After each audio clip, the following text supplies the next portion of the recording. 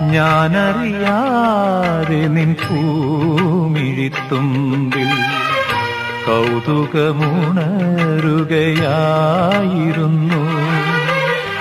എന്നിളം കൊമ്പിൽ നീ പാടാതിരുന്നെങ്കിൽ ജന്മം പാഴ്മരമായേനേ. ഇലകളും കനികളും മരതക വർണ്ണവും വെറുതെ മറഞ്ഞേനേ. രാക്കിളി പൊന്മകളെ